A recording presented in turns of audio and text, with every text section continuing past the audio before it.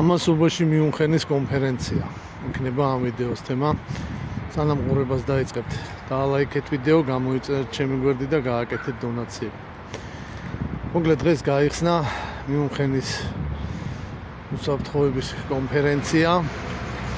ეს ყოველწლიური ღონისძიებაა და მასში მონაწილეობენ პოლიტიკოსები, რა ძირითადად ყოფილი და მოქმედი ჩინოვნიკები, სხვადასხვა ჯურის ექსპერტები და განხილავენ მსოფლიოში მოკლედ უსაფრთხოების საკითხებს. ყოველწლიურად იმართება ეს კონფერენცია და ყველაზე საინტერესო და მნიშვნელოვანი კონფერენცია იყო 2006 წელს. 2006-ში მოკლედ პუტინი იყო ჩასული და ცელი მოხსენება ჰქონდა. ეს პუტინის ეს გამოსვლა ითვლება გარდამტეხ წერტილად რუსეთის და დასავლეთის ურთიერთობაში. მანამდე რუსეთი და დასავლეთის შორის შედარებით ესეთი დაძაბულობა არ იყო.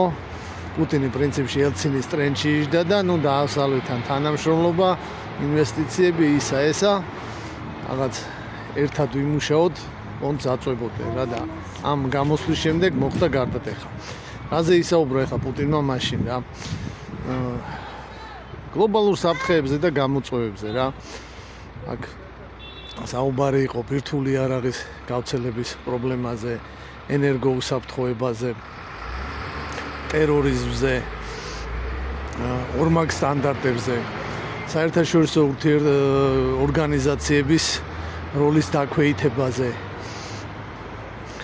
ხო, აღნიშნა, რომ ერთპოლარულ სამყაროს არ შეუძლია ამ გამოწვევებთან ეფექტურად გამკლავება და საერთო ძალისხმევაა საჭირო ამ პრობლემების გადასაწყვეტად. და აგრეთვე ძალიან კაფიოდ გაავლო პუტინმა წითელი ხაზი. და ეს წითელი ხაზი იყო ნატოს გაფართოება აღმოსავლეთით. მიახლოება რუსეთის საზღვრებთან რა. ხო, მაშინ რუსეთი საკმაოდ სუსტი იყო ეკონომიკურად, სამხედრო თვალსაზრისითაც და რა თქმა უნდა სრული იგნორი გაუკეთეს პუტინის ამ განცხადებებს მაშინ დასავლელმა პოლიტიკოსებმა. მაგრამ მოკლედ რო თქვა დაიკიდეს რა, ეხლა ჩამოვიდა რაღაცა იბაზრა ვინ არის რა, ჩვენსაც მივაწვევით და ხო, მიაწვენ რა თავისას რა. რა ქნეს ესე იგი 2008 წლის თებერვალში აღიარეს კოსოვო, რითაც გახსნეს პანდორას ყუთი, აქ დაირღვა ტერიტორიული მთლიანობის უღრმეობის პრინციპი. სერბეთს წაართვეს მოკლედ ძირძველი სერბული ტერიტორია რა. და გამოაცხადეს იქ კოსოვოს რაღაც ალბანური სახელმწიფო რა, რომელიც ამერიკამ და დასავლეთმა აღიარა. აი დაახლოებით ჩვენ რო რაც ჩვენთვის აფხაზეთია, ის არის კოსოვოს სერბებისთვის რა. ხო, რუსეთი კატეგორიული წინააღმდეგი იყო ამის. კატეგორიული და მაშინ მეიძახდა, რომ უპასუხოდ არ დატოვებს და სარკისებურად იმოქმედებს. დასავლეთს არ შეიძლება არ ცოდნოდა რა იქნებოდა ეს სარკისებური მოქმედებები რა. ვის დაარტყავდა რუსეთი ამის საპასუხოდ? საქართველოს რა თქმა უნდა. ეგრეთ წოდებული სამხრეთ ოსეთი და აფხაზეთი. აი ეს იქნებოდა პირველი კანდიდატები აღიარების. დასავლეთი მე ამაზეც არ გაჩერდა და იგივე 2008 წლის დასაწყისში ნატოს ბუქარესტის სამიტზე გამოაცხადა, რომ საქართველო და უკრაინა გახდებიან ნატოს წევრები. თან კი არ მიგვიღეს. რომ მივიღეთ კიდე ხო გადავრჩებოდით, რავი, უსაფრთხოება გვექნებოდა. გამოაცხადეს, რომ მიგვიღებენ. ამით კიდე ერთი წითელი ხაზი გადაკვეთეს. პუტინის მიერ ძალიან კაფიოდ ჩამოყალიბებული.